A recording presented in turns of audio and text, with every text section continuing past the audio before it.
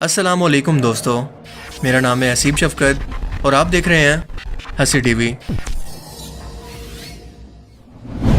سال 1975 کے اندر American secretary of state Henry Kissinger نے ایک بہت ہی زبردست بات کہی تھی، بلکہ یوں کہیں کہ امریکہ کی خود غرضی اور مکاری کو ایکسپوز کرتے ہوئے کہا تھا کہ امریکہ کا دوست ہونا خطرناک ہے لیکن اس کا دوست ہونا آپ کی تباہی ہے۔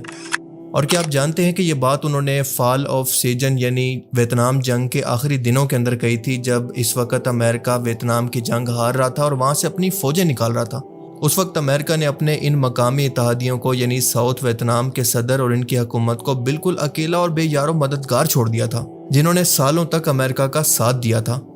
اور آج سیم یہی پیٹرن ہمیں دیکھنے کو مل رہا ہے، کیونکہ ایران کے شاہ امریکہ کے سب سے قریبی دوست یعنی یوں کہیں کہ پپٹ تھے، لیکن ایران میں سال 1979 کے اندر انقلاب کے دوران امریکہ نے اس کو پناہ تک نہیں دی اور وہ بندہ در بدر کی ٹھوکریں کھاتا رہا کیونکہ امریکہ کا مفاد اس سے ختم ہو گیا تھا۔ اس کے علاوہ امریکہ نے عراق اور شام کے اندر داعش کے خلاف جنگ کے اندر کردوں کو اپنا دوست بنا لیا کہ تمہیں اپنا ملک کردستان بنا کر دیں گے، لیکن جیسے ہی دونوں ملکوں کو تباہ کیا کہ یہ اسرائیل کے لیے کوئی خطرہ نہ رہیں تو اپنا مقصد پورا ہوتے ہی ان کو ان کے حال پر چھوڑ دیا۔ اور 20 سال تک افغان حکومت اور فوج نے امریکہ کا ساتھ دیا، لیکن جب امریکہ نے اچانک سے وہاں سے نکلنے کا فیصلہ کیا تو اپنے ان دوستوں کو اس نے طالبان کے رحم و کرم پر چھوڑ دیا۔ اور ابھی حال ہی میں یوکرین کو رشیا کے آگے کر کے جیسے یوکرین تباہ ہونے لگا اور اس نے مدد مانگی تو آج اس کا حال اب سب کے سامنے ہے۔ اس کے علاوہ ایران وار کے دوران جس طرح سے امریکہ نے سعودیہ اور باقی گلف پارٹنرز کا ساتھ چھوڑا وہ آپ کے سامنے ہے۔ یعنی ہینری کسنجر کے مطابق جو امریکہ کا دوست بنتا ہے آخر میں اس کا انجام بہت ہی عبرتناک ہوتا ہے، یہ بات بالکل ثابت ہے۔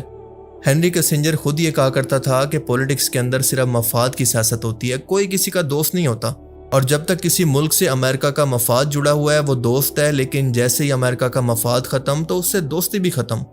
اور اسی لیے اگر آپ کو لگتا تھا کہ ڈونلڈ ٹرمپ کا مائی فیوریٹ فیلڈ مارشل اور شہباز شریف کی تعریفیں کرنا، ان کو اپنا بہترین دوست اور پارٹنر کہنا، Sharif of Pakistan,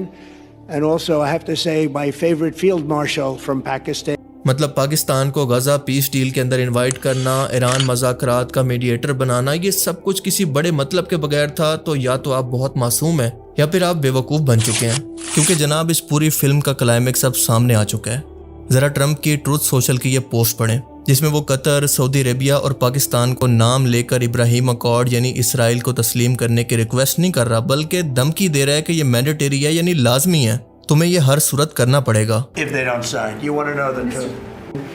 It's turned out to be so good, so effective, and so we're, requesting strongly that they join. It'll be great. It'll be great for Saudi Arabia. جی ہاں، وہی ابراہیم اکارڈ جس کو 2020 کے اندر Trump کے صدارتی دور کے اندر UAE اور بحرین پہلے ہی سائن کر چکے ہیں، اور ایک وجہ یہ بھی تھی کہ ایران اور US کی وار کے دوران سب سے زیادہ ایران نے انہی دو کنٹریز کو ہٹ بھی کیا تھا، اور بعد میں سوڈان اور موراکو بھی اس معاہدے کے اندر شامل ہو گئے تھے۔ آپ کو بتاتا چلوں کہ یہ ایک پوری چال ہے فلسطین کو مکمل قبضانے کی اور مسلمانوں کو تقسیم کر کے ان کو دھوکہ دینے کی۔ اس معاہدے کا مقصد یہ ہے کہ فلسطین کا مسئلہ حل کیے بغیر عرب ملک اسرائیل کو ایک جائز ملک مان لیں اور فلسطین کے معاملے کو دفن کر دیں، اور اس معاہدے کے ساتھ اسرائیل کے ساتھ ٹریڈ کریں، اپنے ملک کے اندر ان کی ایمبیسیز کھولیں اور ٹورزم شروع کریں، بالکل ایسے ہی جیسے کچھ غلط ہی نہیں ہوا۔ اب اس طرح سے اسرائیل کو روز روز کی نفرت سے، بائیکاٹ سے بھی چھٹکارا مل جائے گا، اور جب یہ ہو جائے گا تو ان کے لیے تیسری بار ہیکل سلیمانی کو بنانا کوئی مسئلہ ہی نہیں ہوگا۔ اس لیے یہ کوئی معاہدہ نہیں ہے بلکہ بہت بڑا دھوکہ ہے کہ ہم تینوں ایک ہی نسل سے، ایک ہی دادا کی نسل سے ہیں، یعنی حضرت ابراہیم علیہ السلام کی نسل سے، تو پھر ہم آپس میں لڑتے کیوں ہیں؟ ہمیں پرانی دشمنی بھول کر ایک ہو جانا چاہیے۔ لیکن ذرا غور کریں کہ قرآن اس بارے میں کیا کہتا ہے۔ اللہ فرماتا ہے، جس کا مفہوم ہے کہ ابراہیم نہ یہودی تھے نہ نصرانی، بلکہ ہر چیز سے، دنیا داری کی چیز سے تعلق توڑ کر ایک اللہ کے ہو گئے تھے، اور وہ مسلم تھے، وہ مشرک نہیں تھے۔ اللہ نے ان دونوں قوموں کا نام لے کر ذکر کیا کہ وہ مشرک اور مسلمان ایک نہیں ہو سکتے، اور مسلمان جو تھے وہ حضرت ابراہیم علیہ السلام تھے۔ اللہ تعالیٰ نے واضح طور پر قرآن کریم کے اندر باقاعدہ نام لے کر اس معاہدے کی نفی کی ہے کہ تم تینوں ایک نہیں ہو، اور اللہ کے ہاں وہی دین قابل قبول ہے جو کہ ابراہیم کا تھا، یعنی اپنی خواہش کو، اپنے نفس کو اللہ کے حوالے کر دینے والا شخص جس کو ہم مسلم کہتے ہیں، اور باقی لوگ جو کہ خود کو ابراہیم علیہ السلام کا وارث یا پھر ان کی نسل سے کہتے ہیں وہ دراصل مشرک ہیں، اور ایک مشرک اور ایک مسلمان برابر کبھی نہیں ہو سکتے۔ دیکھیں جب ایک عام مسلمان ابراہیم یا پھر ابراہیمی کا نام سنتا ہے تو اس کے دل میں ابراہیم علیہ السلام کے لیے محبت پیدا ہوتی ہے، اور اسی نام کے ذریعے فلسطین پر غاصبانہ قبضے، معصوموں کے خون اور مسجد اقصیٰ کی بے حرمتی جیسے سنگین سیاسی اور انسانی مسائل کو ایک مذہبی چارے کے خوبصورت پردے کے اندر چھپانے کی کوشش کی جا رہی ہے۔ مطلب آپ ذرا ایک لمحے کے لیے سوچ کر دیکھیں کہ کیا اس معاہدے کے بعد فلسطین کے 70 سے 80 ہزار شہید خصوصاً بچے کیا ہمیں معاف کریں گے؟ دیکھیں اب یہاں پر سوال پیدا ہوتا ہے کہ اسرائیل یہ کام پریشرائز کر کے، یعنی پاکستان، سعودی عربیہ، قطر پر حملہ کر کے بھی تو کر سکتا ہے، جیسے اس نے عراق، فلسطین اور شام کے ساتھ کیا۔ لیکن دوستو یہودی اور مغربی طاقتیں یہ اچھی طرح سے جانتی ہیں کہ وہ مسلمانوں کو گولی یا پھر اکانومیکل پریشر سے عارضی طور پر تو جھکا سکتے ہیں، لیکن ان کے دلوں سے ایمان اور فلسطین کی محبت کو کبھی نہیں نکال سکتے۔ اسی لیے انہوں نے ابراہیم اکارڈ کے نام سے یہ صوفیانہ اور مذہبی دھوکہ تیار کیا ہے تاکہ مسلمانوں کو یہ احساس جرم ہی نہ رہے کہ وہ ایک غاصب ریاست کو تسلیم کر رہے ہیں جو کہ ظالم ہے اور ان کے بھائیوں کو قتل کر رہا ہے۔ یہ سیاست کو مذہب کا تڑکا لگا کر مسلمانوں کی غیرت کو سلانے کی ایک انتہائی خطرناک اور مکارانہ کوشش ہے۔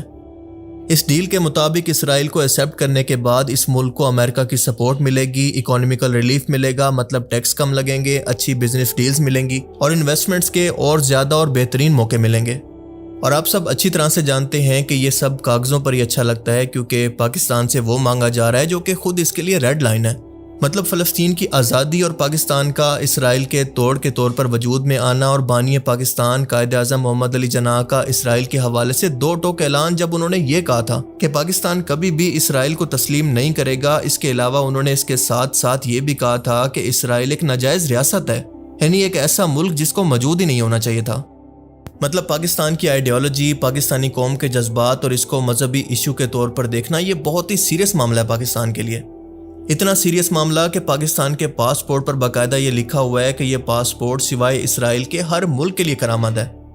مطلب آپ سوچیں کہ ایک ایسا ملک جو کہ عرب اسرائیل وار کے اندر عرب قوموں کے ساتھ مل کر اسرائیل کے خلاف لڑا تھا، اس ملک کی عوام کو جب یہ پتہ چلے کہ اسرائیل کو تسلیم کر لیا گیا ہے اور وہ بھی ان کو بنا اعتماد میں لیے ابراہیم اکارڈ جیسے معاہدے کے ذریعے، تو سوچیں اس ملک کے اندر کیا ہنگامہ ہوگا۔ مطلب آپ خود اچھی طرح سے جانتے ہیں کہ یہ وہ قوم ہے جو کہ مہنگائی کے اندر بھی پیس کر ٹیکس دے دے کر مر جاتی ہے، اپنے حقوق کے لیے نہیں نکلتی، لیکن اس ایشو پر یہ خاموش نہیں بیٹھے گی۔ اور اسی لیے ٹرمپ نے اس بار پاکستان کو مارا نہیں ہے، بلکہ پیار اور پھر اس کے بعد اس کے ہاتھ پاؤں باندھ کر اس کو اس طرح سے مجبور کر دیا کہ پاکستان کی موجودہ صورتحال یہ ہے کہ اگر وہ اس کا انکار کرتا ہے تو اس کی اکانومی تباہ ہو جائے گی، کیونکہ IMF اور ورلڈ بینک اس کی امداد بند کر دیں گے، امریکہ اور اس کے اتحادی پاکستان کو اکیلا کر دیں گے، کیونکہ UAE جیسے اور بحرین جیسے ملک اور اس کے علاوہ سعودی عرب جیسے امریکہ کے اتحادی سے پاکستان کی سب سے زیادہ فورن ریمیٹنس آتی ہیں۔ اب اس کا صاف مطلب یہ ہے کہ ٹرمپ کی گئی ان تعریفوں اور چودھری پن کی قیمت اتارنے کا وقت آ گیا ہے۔ مطلب کہ کوئی فری لنچ نہیں ہوتا جو یہ سمجھ رہے تھے، سب کی سب مفادات کی گیم ہوتی ہیں۔ اب ٹرمپ صاحب نے ان دونوں کو ایک ایسی ڈیل آفر کر دی ہے جس کو وہ سوسائڈ کہہ سکتے ہیں، یعنی نہ مان سکتے ہیں نہ انکار کر سکتے ہیں، کیونکہ آگے کنواں ہے اور پیچھے کھائی ہے۔ اور اس کے بعد اس سچویشن کے اندر پاکستان کے پاس 3 آپشن ہیں۔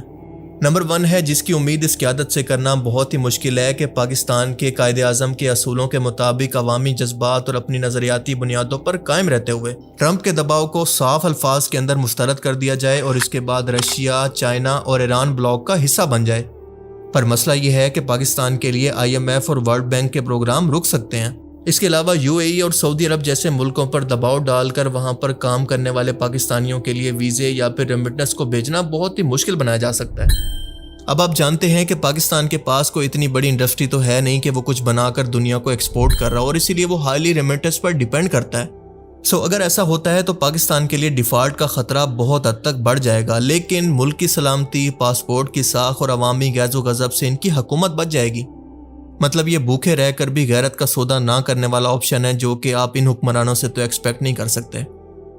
تو اب آتا ہے دوسرا آپشن، یعنی اکانومیکل تباہی اور انٹرنیشنل لیول پر مکمل تنہائی کے ڈر سے حکومت پاکستان ابراہیم اکارڈ کا حصہ بن جائے اور اسرائیل کو تسلیم کر لے۔ اب اس کے بعد ہوگا یہ کہ باقی ملکوں کو دکھانے کے لیے، موٹیویٹ کرنے کے لیے کاغذوں پر تو فوری طور پر پاکستان کو اکانومیکل ریلیف ملے گا، مطلب قرضے ری شیڈول ہو جائیں گے اور شاید امریکہ کی طرف سے کچھ فنڈز بھی مل جائیں۔ لیکن سچ یہ ہے کہ یہ ریلیف عارضی ہوگا، کیونکہ وہی بات ہے کہ جب تک مطلب پورا ہوگا تو یہ دوست رہیں گے، لیکن جیسے ہی عوام باہر نکلی اور اگر انقلاب آ گیا تو امریکہ اس تمام قیادت کو اکیلا چھوڑ کر آگے نکل جائے گا۔ अब इसके बाद आता है तीसरा और मोस्ट लाइकली ऑप्शन जो कि मुझे लगता है कि ये अपनाएंगे, और वो है बीच का रास्ता, यानी ना खुलकर हाँ कहना और ना खुलकर इनकार करना। मतलब सिर्फ टाइम गुजारना जब तक कि ट्रंप हुकूमत या फिर ये खुद हुकूमत से ना उतर जाएं। मतलब ये कह सकते हैं कि हम असूलन इब्राहिम अकॉर्ड की खित्ते में अमन की खातिर हिमायत तो करते हैं, लेकिन पाकिस्तान में क्योंकि इस वक्त शदीद सियासी और इकोनॉमिकल इंस्टेबिलिटी है, इसलिए हम फौरी तौर पर ऐसा कोई बड़ा फैसला करने की पोजीशन में नहीं है। और इस बयान के बाद जब पाकिस्तान को थोड़ा सा सांस लेने का टाइम मिलेगा तो वो इस टाइम के अंदर सऊदी अरेबिया और चीन के पीछे छुपने की कोशिश करेगा। वो देखेगा कि अगर सऊदी अरेबिया इस मुआहदे के अंदर कोई नरमी दिखाता है तो वो भी सऊदी अरेबिया के पीछे चलकर इस मुआहदे को एक्सेप्ट कर लेगा, इब्राहिम अकॉर्ड को अपना लेगा, वरना छोड़ देगा। अब देखें, बात यह है कि ये तीसरा ऑप्शन ट्रंप को आर्जी तौर पर ठंडा तो कर सकता है, लेकिन ट्रंप की तबीयत ऐसी है कि वो सेमीफाइनल नहीं बल्कि फाइनल रिजल्ट मांगता है। और सबसे बड़ा सवाल ये है कि इकोनॉमिकल वेंटिलेटर पर मौजूद पाकिस्तान आखिरकार अमेरिका का दबाव कब तक बर्दाश्त कर पाएगा। अब ये वो सवाल है जिसका जवाब हम वक्त आने पर ही जान सकते हैं, क्योंकि इससे पहले कुछ भी कहना पॉसिबल नहीं है। लेकिन आपको क्या लगता है कि पाकिस्तान किस साइड पर जाएगा और क्यों? अपनी कीमती राय का इजहार कमेंट सेक्शन में ज़रूर कीजिएगा। Thanks for watching this video. अल्लाह हाफिज़।